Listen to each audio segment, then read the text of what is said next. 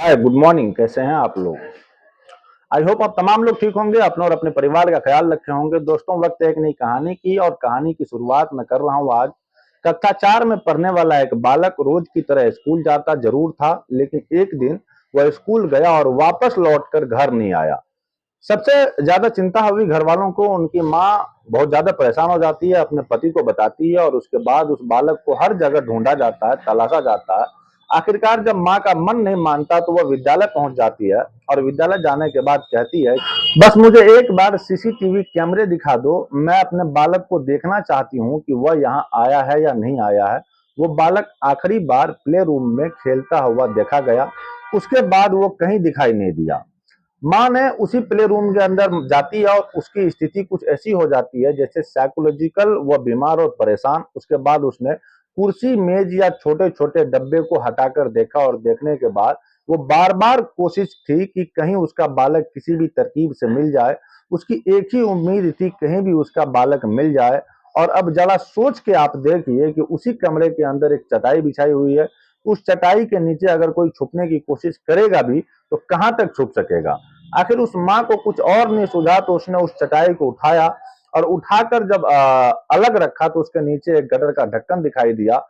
बस माँ की एक उम्मीद थी और उसी उम्मीद थी कि शायद इस गटर के ढक्कन की तरफ थी। तो माँ ने कहा कि मुझे इस गटर के ढक्कन को खुलवाना है, अब चाहे कुछ भी हो, वैसे भी इस ढक्कन को खोल दीजिए। तमाम लोग इस बात को लेकर के मना कर रहे थे, लेकिन माँ भी जिद पर अड़ी हुई थी। आखिरकार वो ढक्कन खोल दिया जाता है और जैसे ही ढक्कन खोला गया, उस माँ का जो बेटा था, उसका जो लाल था, वो गटर के उस पानी के अंदर तैर रहा था। बस इतना था और हंगामा खड़ा हो जाता। और ना केवल विद्यालय में हंगामा खड़ा होता है, बल्कि पूरे प्रदेश भर में इस बात को लेकर के चर्चा बन जाती है। आखिरकार पुलिस प्रशासन ही नहीं बल्कि जो भी सोच रहा था वो भी हैरान में पड़ जाता है। और वो बालक आखिरकार गटर के अंदर कैसे पहुंचा, उसे किसने छुपाया और उसकी हत्या क्यों हुई, क्या कारण था, आज की कहानी के माध्यम से यही जानने की और समझने की कोशिश करेंगे। आज की जो सच्ची घटना मैं आपको सुनाने जा रहा हूं, यह बिहार प्रदेश का एक राज्य है, एक शहर है पटना। और इसी का ही एक इलाका लगता है दीघा थाना क्षेत्र। दरअसल दीघा थाना क्षेत्र एक पॉश रोड है। वहीं का रहने वाला एक महिला अपने पति को रोज की तरह एक स्टील फैक्ट्री में, जो कि नसीरगंज लगता है, वहां पर काम करने जाता है। और महिला का पति, जिसका नाम होता है शैलेश रॉय, शैलेश रॉय से कहती है कि देखो 3 बजे से 3 से ज्यादा बज गए हैं, लेकिन हमारा बेटा अभी तक नहीं आया। यानी कि आयुष, जिसकी उम्र लगभग 4 साल के आसपास होती है, जो कि नर्सरी का छात्र होता है। जैसे ही यह बात उसका पति शैलेश राय सुनता है, वो कहता है कि उसकी चचेरी बहन प्रिया है, उससे जाकर के बातचीत कर लो। वो कहती है कि मैंने प्रिया से बातचीत कर ली, जो गाड़ी आती है उससे बातचीत कर ली। गाड़ी वाला कहता है कि आज वो स्कूल में दिखाई नहीं दिया। तब वो कहाँ से लेकर के आता। जैसे ही शैलेश रॉय ने यह बात सुनी, शैलेश रॉय परेशान हो जाता है, अपनी फैक्ट्री वाले से कहता है कि साहब, मेरा बेटा घर नहीं आया है, मुझे घर जाना है। वो सीधा दौड़ते हुए घर आता है। घर आने के बाद अपनी पत्नी से पूछता है कि क्या बात है। पूरी कहानी बताई जाती है। बताया जाता है कि 16 मई 2024 को सुबह 7 बजे के आसपास वो अपने बालक को बस्तर छोड़ने के लिए जा रही थी। आयुष ने कहा कि माँ, आज तुम मुझे छोड़ने जाओ, आज मुझे दीदी को छोड़ने दो, दीदी मेरी बस तक मुझे छोड़ आएगी। तो जैसे ही दादी ने उसको छोड़ने की बात कही तो दीदी ने उसको चीनी और चावल जो है होता है, जो हर एक मिडिल क्लास फैमिली में, उनको खिलाया बड़े ही प्यार से। और जो दादा थे वो भी बोले, उनको बोले कि मैं जा रहा हूँ, और उसको बड़े प्यार से आयुष को लेकर के दीदी और दादी दोनों लेकर के चले जाते हैं, उसे बस तक छोड़कर आते हैं। बस में बैठकर वो टाटा बाय बाय करके निकल जाते हैं। इसके बाद लौट कर वह नहीं आता है। पति भी परेशान हो जाता है। या सीधा उसका पति जो शैलेश रॉय होता है, वो स्कूल के प्रिंसिपल को फोन करता है और कहता है कि मैडम, आज हमारा बच्चा स्कूल गया जरूर था लेकिन वापस लौट कर नहीं आया है, क्या बात है, क्या दिक्कत है, क्या परेशानी है। जैसे ही प्रिंसिपल ने यह बात सुनी, प्रिंसिपल ने कहा कि आज तुम्हारा बच्चा विद्यालय आया ही नहीं। तो जब यह बात कही जाती है तो वह एक पोश इलाके में स्कूल होता है, जो कि दीघा थाना क्षेत्र का एक हथुआ कॉलोनी होता है। टीनी टोट का एक स्कूल का नाम होता है टीनी टोट एकेडमी, जो कि बहुत नामी विद्यालय होता है। जब उसके प्रिंसिपल ने साफ इनकार कर दिया कि हमारे यहाँ बच्चा आया ही नहीं आज आपका, और हम तो यह सूचना भी देने वाले थे। जैसे शैलेश रॉय ने यह कहानी सुनी, उसके बाद वो दौड़ता हुआ सीधा वो उस बस वाले के पास जाता है, जो बस वाला उस बच्चे को लेकर के रोज जाता था। विद्यालय जाकर के कहता है कि तुमने मेरे बच्चे को कहाँ छोड़ा, जबकि मेरी माँ यानी कि उस बच्चे की दादी और दादा ने उसको गाड़ी में बैठाया, उसके सामने उनको टाटा बाय बाय भी किया, लेकिन तुम उस बच्चे को कहाँ छोड़ कर आ गए। वो डर जाता है बुरी तरह से। वो कहता है कि साहब मैं आपके आगे हाथ जोड़ रहा हूँ, मैंने आपके बच्चे को विद्यालय ही छोड़ा है, आपको यकीन नहीं आता तो सीसीटीवी जाकर के चेक कर लीजिए। जब बात सीसीटीवी की आती है तो एक उम्मीद, एक भरोसे के साथ वो बात कहता है और परिवार वालों को लगता है कि हाँ, जो ये कह रहा है इसकी बात सुन लेते हैं। शाम के लगभग 4 बजे के आसपास का वक्त हो जाता है। इसके बाद परिवार के लोग यानी कि जो आयुष के पिता होते हैं शैलेश राय, उनकी माँ और उनके चाचा निशांत कुमार, दादी दादा, आसपास के जो भी लोग थे, बड़ी संख्या में लोग उस स्कूल की तरफ जाते हैं और जाने के बाद पूछते हैं मैडम जो हमारा बालक है इस विद्यालय में आया है, ऐसा कंडक्टर और ड्राइवर दोनों दावा कर रहे हैं, लेकिन आप मना कर रहे हो, बस हमें सीसीटीवी फुटेज दिखा दीजिए, कैमरे दिखा दीजिए। जब बात सीसीटीवी कैमरे दिखाने की आती है तो वो कहते हैं कि तुम्हें यकीन नहीं है, अब हमारे पास इतना टाइम नहीं है, मतलब कि तमाम तरह के बहाने लिए जाते हैं। जब बहाने बनाने लगते हैं तो आखिरकार प्रिंसिपल साफ इनकार कर देती है। प्रिंसिपल कहते हैं कि संचालक से बात कर लो। प्रिंसिपल होती है वीना झा, उनका जो स्कूल का संचालक होता है धनराज, यानी कि इसी प्रिंसिपल का बेटा होता है, जो इसका स्कूल का मालिक होता है। जब प्रिंसिपल साफ मना कर देता है उसके बाद फिर धनराज झा के पास जाते हैं, वो भी साफ मना कर देता है। परिवार वाले थोड़े परेशान हो जाते हैं। परेशान होने के बाद वो सीधा पहुंच जाते हैं नजदीकी पुलिस स्टेशन यानी कि दीघा पुलिस स्टेशन जाते हैं और ब्रिज किशोर सिंह के पास यानी कि एसएचओ के पास जाते हैं और जाकर के कहते हैं कि साहब हमारा बेटा रोजमर्रा की तरह स्कूल जाता है, लेकिन वो वापस लौट कर नहीं आया। स्कूल वाला जो बस वाला वो कहता है कि स्कूल पर छोड़ के आया हूँ, स्कूल वाले मना कर रहे हैं। अब ब्रिज किशोर सिंह भी कहते हैं कि ठीक है, तुम चिंता मत करो, तुम अपने घर के स्तर में भी प्रयास करो, हम भी कोशिश करते हैं। आखिरकार पुलिस के और परिवार के जो लोग थे, आसपास के लोग थे, उन्होंने हर तरह से हर संभव कोशिश की। अब ब्रिज किशोर सिंह पहुंच जाते हैं उस विद्यालय में, जाकर प्रिंसिपल से कहते हैं कि हम सीसीटीवी फोटोज देखना चाहते हैं। आखिरकार वो बच्चा आया है या नहीं आया है, बस इतना दिखा दीजिए।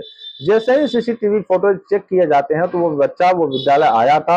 अब एक उम्मीद पुलिस और प्रशासन के साथ साथ बच्चे के परिवार के लोगों की भी बढ़ जाती है कि हाँ, विद्यालय में बच्चा आया तो गया कहाँ।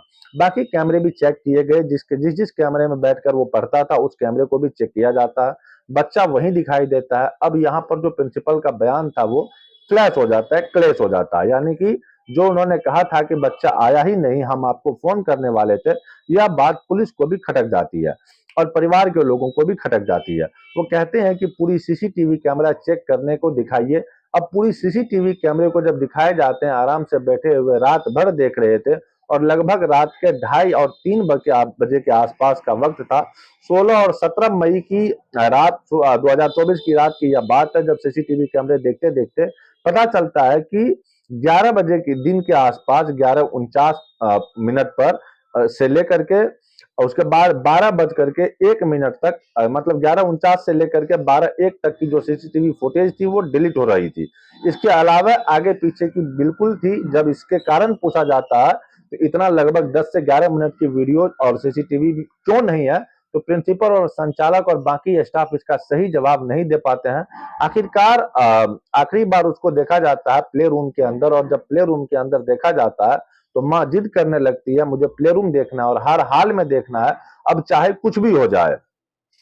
अब बात जिद की आती है। रात के तकरीबन 3 बजे के आसपास उस रूम का दरवाजा खुलवाया जाता है। माँ ने हर एक चीज को, क्योंकि प्ले रूम के अंदर जितने भी खिलौने रखे हुए थे, डिब्बे रखे हुए थे, चाहे वो छोटा हो बड़ा हो, जितनी भी चीजें रखी हुई थी, माँ की जितनी विसात हो सकती थी, एक माँ ने हर एक चीज को अल्टा पलटा। जहां से भी वो कोशिश कर रही थी कि यहाँ से निकलने वाले थे, सब के सब कहने लगते हैं कि यहाँ बच्चा नहीं होगा, तुम खामखा अपना वक्त बर्बाद कर रहे हो। इस प्रिंसिपल ने या बाकी स्टाफ से पूछो, वो बताएंगे। तभी माँ ने चलते चलते जो जमीन पर बिछी हुई एक चटाई थी उसको जैसे ही खींचा तो पता चलता है कि उसी कमरे के अंदर एक गटर का ढक्कन भी लगा हुआ है। और माँ ने उस ढक्कन को जब खुलवाया, नहीं खुला, तब वो चैन से बैठी नहीं। और जब उसको अजीब तरह के ड्रामा, अजीब तरह की परेशानी दिखी उनकी माँ के चेहरे पर, काफी सारे लोगों की मदद से जब उसको खुलवाया गया, उसके बेटे की लाश, यानी कि बेटे के गायब होने के 15 घंटे के बाद आखिरकार उसकी लाश मिल जाती है। अब यहीं से एक सवाल उठता है कि आखिरकार ये लाश इसके अंदर पहुंची कैसे। कैसे? तब परिवार वालों ने, बाकी लोगों ने यहाँ पर हंगामा करना शुरू कर दिया। परिवार वालों ने कहा कि इस बच्चे को पहले हॉस्पिटल लेकर के चलते हैं, हो सकता है ये जिंदा हो। अब इसे हॉस्पिटल लेकर के जाते हैं तो पता चलता है कि उसकी तो मौत लगभग 15 घंटे पहले हो चुकी है। अब पुलिस वाले इस मामले की जांच पड़ताल में जुड़ जाते हैं और दिन निकल आता है और बड़ी संख्या में लोग यहाँ पर जमघट लग जाता है। देखते ही देखते लोगों में गुस्सा है, क्योंकि यह नामी स्कूल है, यहाँ पर बच्चों की सुरक्षा के लिए अच्छी खासी फीस भी दी जाती है। अब तमाम तरह की सुविधाओं के नाम पर ये काफी लूट फूस भी करते हैं। तो परिवार वालों को गुस्सा आ जाता है और जितने भी अभिभावकों ने सुना उन्हें गुस्सा आता और महिलाओं ने उस विद्यालय में आग लगा दी। अब चाहे वो प्रिंसिपल का रूम हो या फिर कमरे हो, जहां जहां भी देखो उस विद्यालय में आग लग जाती है। अब यहां से जब लोगों की विसात नहीं बनती तो उसके बाद फिर वो सीधे सड़क पे पहुंचते हैं और सड़क को पूरी तरह से जाम कर देते हैं। अब कहीं ना कहीं पुलिस प्रशासन पर यह बड़ा दबाव बन चुका था कि आखिरकार वो बालक खेलता खेलता उस गटर के अंदर कैसे पहुंच जाता है। इस सवाल का जवाब सिर्फ एक व्यक्ति जानता था और वो भी प्रिंसिपल वीना झा। अब पुलिस ने प्रिंसिपल वीना झा को सख्ती से पूछताछ करने की कोशिश की। उसने एक कहानी सुनाई। कुछ लोगों ने इस कहानी पर, कुछ लोगों को यकीन हो जाता है और कुछ लोग अभी भी यकीन नहीं कर रहे हैं कि जब तक पुलिस की जांच कंप्लीट नहीं हो जाएगी तब तक इस कहानी भी पर यकीन नहीं किया जा सकता। दरअसल वीना झा कहते हैं कि बच्चा क्लास के अंदर खेल रहा था, खेलते खेलते वो स्लाइड से फिसल जाता है और फिसलते ही उनके सर में गहरी चोट लग जाती है। इसके बाद उसके सर से ब्लड बहने लगता है। बहुत ज्यादा तादाद में तो यह घबरा जाते हैं और तुरंत ही संचालक यानी कि धनराज झा भी को भी मौके पे बुलाया जाता है। और जो शिक्षक उस वक्त मौजूद थे, मनीष, वो उस मौके पर मौजूद था। एक तरफ उसका ब्लड बह रहा था, उसे समेटने की कोशिश कर रहे थे और एक तरफ डर लग रहा था कि कहीं ऐसा ना हो कि यह बात किसी को पता चल जाएगी। तो आखिरकार क्या करेंगे? उस बच्चे की हालात बेहोशी की थी।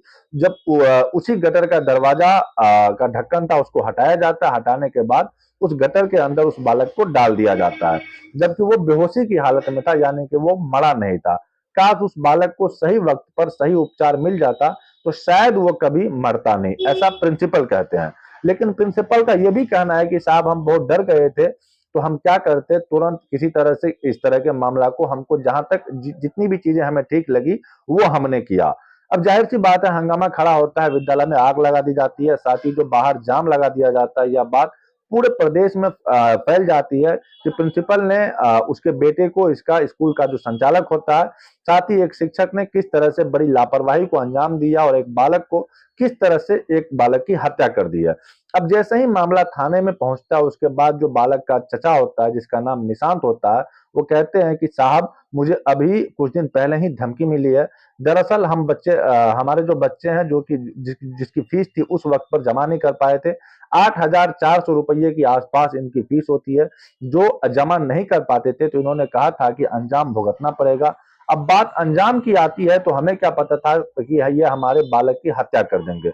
उस व्यक्ति ने, निशांत ने, अपने भतीजे की हत्या के मामले में थाने में तहरीर दी और थाने में तहरीर देने के बाद वीना झा जो प्रिंसिपल होते हैं, संचालक धनराज झा होते हैं, जो कि इसी प्रिंसिपल का बेटा होता है, और मनीष शिक्षक, इनके खिलाफ आईपीसी की धारा 302, आईपीसी की धारा 120 बी एंड 202 और 34 के तहत मुकदमा दर्ज कर लिया जाता है। पुलिस इस मामले की जांच पड़ताल में जुटी है। आखिरकार हत्या का मेन कारण क्या है, अभी पोस्टमार्टम रिपोर्ट का भी इंतजार किया जा रहा था। साथ ही साथ इस बालक की सगी चचेरी बहन भी प्रिया इस विद्यालय में पढ़ती है। अब रिपोर्ट हो जाती है, हंगामा हो जाता है। फिर प्रिया की भी चौंकाने वाली बात आती है। प्रिया कहती है कि मैं उस वक्त वहीं थी जब उस बालक को इस तरह से मारा जा रहा था। जब ये मार रहे थे, उस गटर के अंदर डाल रहे थे, तब उसने अपनी आंखों से देखा था, उसका ब्लड बह रहा था। तो मैंने तो जाकर के कहा कि मैडम, मेरे भैया को मुझे दे दो, लेकिन मैम ने पूरी तरह धमकाया, कहा कि इस बात का अगर इस विद्यालय से बाहर चली गई तो तुम्हें भी इसी तरह से मारकर इस गटर के अंदर डाल दिया जाएगा। प्रिया कितना सच बोल रही है या नहीं, कितना झूठ बोल रही है, यह पुलिस की जांच के बाद क्लियर हो सकेगा। लेकिन जिस तरह से मामले में मुकदमा दर्ज किया जाता है, इस घटनाक्रम का पूरी प्रदेश में फैल चुका है। प्रिंसिपल किस तरह से लापरवाही की है, इससे संचालक की लापरवाही रही है। इस विद्यालय में ही विद्यालय ही एक सुरक्षित स्थान होता है। माँ बाप कभी भी, कहीं भी, किसी भी जगह पहुंच जाए, लेकिन अपने बालक को जब विद्यालय की दहलीज के अंदर बैठा देते हैं तब वो बिल्कुल बेफिक्र होते हैं, उनके बालक अब वहां पर सुरक्षित होगा। अगर विद्यालय के अंदर भी बालक सुरक्षित नहीं है तो फिर कहाँ रहेगा। जरा सोचिए, जरा सोच कर देखिए कि आपका बच्चा विद्यालय जाता है तो जरा ध्यान से कि वह कहाँ जाता है, किस तरह जाता है, किससे मिलता है, क्या नहीं करता है, क्या करता है, विद्यालय में शिक्षकों की कितनी जिम्मेदारी है। काश इस कहानी को शिक्षकों को जरूर सुननी चाहिए।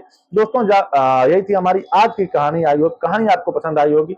कहानी अगर पसंद आए तो वीडियो को लाइक कीजिएगा, चैनल पर अगर नए हैं तो चैनल को सब्सक्राइब कर बेल आइकन प्रेस कर दीजिएगा। मिलते हैं किसी नए वीडियो में नए कहानी के साथ, तब तक के लिए जय हिंद, जय भारत।